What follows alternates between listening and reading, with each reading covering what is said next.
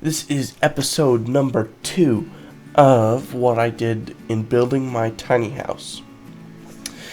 So, again, we're going to go off of the time lapse, and I'll just kind of walk through it as the video comes up.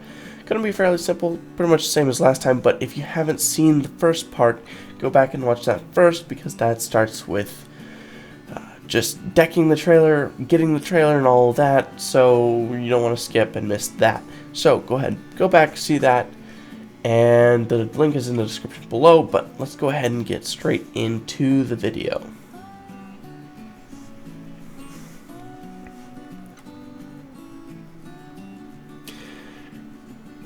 So what I've been doing here is just framing in the windows. Like I said earlier, I went ahead and put the studs just on 24-inch centers. So I didn't have the windows exactly planned out. So what I did for planning out those windows was just to cut out big sheets of paper and then stick those up on the outside of the tiny house. That worked and gave me a pretty good idea of where everything was going to be aligned. And since I already had the door in there, I knew how it was going to all fit with the door there. So made it real simple that way.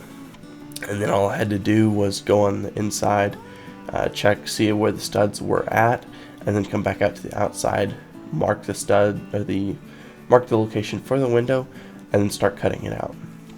And just did that with a saw there, and then had to go on the inside with a jigsaw to completely cut it out.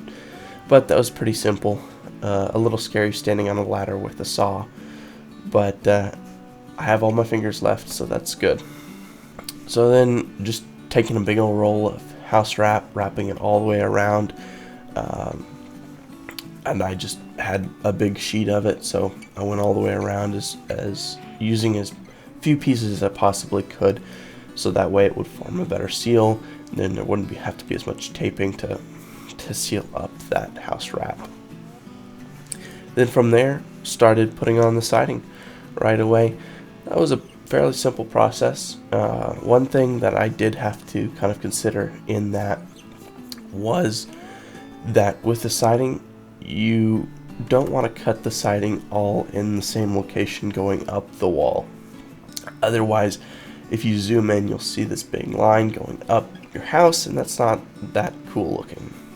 So what you kind of want to do is cut it in 2-foot increments and kind of stagger the lines across the pieces of wood, and then that way it forms more of a continuous piece of siding, and you don't see a straight line going up the wall, and it kind of hides that a little bit and looks just generally better in my opinion. And then if you can also run a full straight piece all the way down the side, then you don't even have to worry about cutting that. But more than likely, you'll eventually have to put a cut somewhere in that, just to go all the way down the length of your trailer. So now with this is just the back garage that I was working on there. Put that on just to hold everything. Had to reinforce it a little bit to make sure that it all fit, but everything was good. So following getting the garage on, I went ahead and just stained all the wood, got all the hardy board put on, and then started some work on the roof. So I started putting these panels down. It was really simple. These were M panels, and all you have to do is just lay them across, screw them in at even intervals, and pretty simple. The only thing that was difficult about that was making it work around the edge of the roof where it has that little jump up there with the pitch change. That was a little difficult to get it perfect there, but wasn't really that hard. And then just going around and putting on the final hardy board, putting on some more roofing material, and all the pieces on the edges of the roof.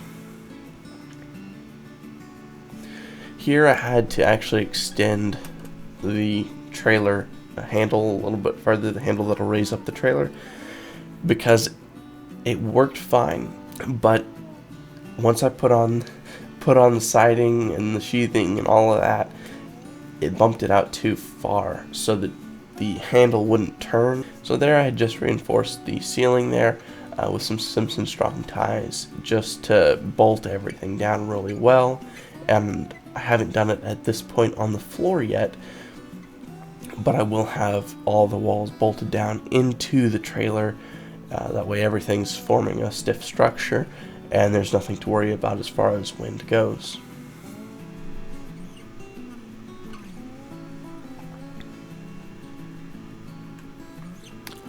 At this point, I have already strung a lot of the wiring and also the PEX pipe, which is the plumbing pipe.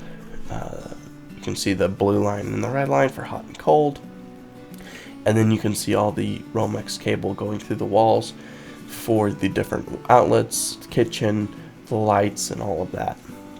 So I tried to put as much on a line as I could, where I could. So the lights, I went ahead and just put basically as many lights on a single line as I could, because I knew that I wasn't going to overdo the capacity of a single line with those lights. But things like the microwave, I ran a single line to that, so that way I wouldn't be pulling too much power off a line and have a really bad day if it started to burn or blew a breaker or anything like that. So I went ahead and just calculated up all the wattages and the amperage from everything, so that way I had an idea of what I needed to put. And then I did subtract some wattage from each line to make sure that I still had some space in case anything ever happened and there was more draw on that single line than I was expecting.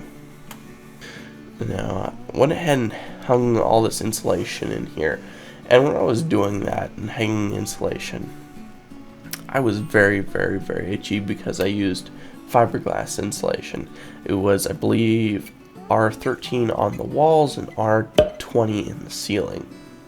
So that's a pretty decent rating there.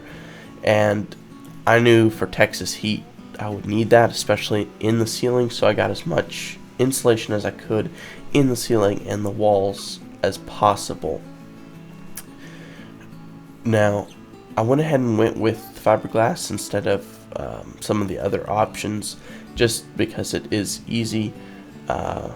It's itchy, but it's easy, and there's some concerns that you don't have to worry about so much with the fiberglass that you do with some of the other materials, like the blue denim insulation. Alright everybody, that's about the end of the video for this time around.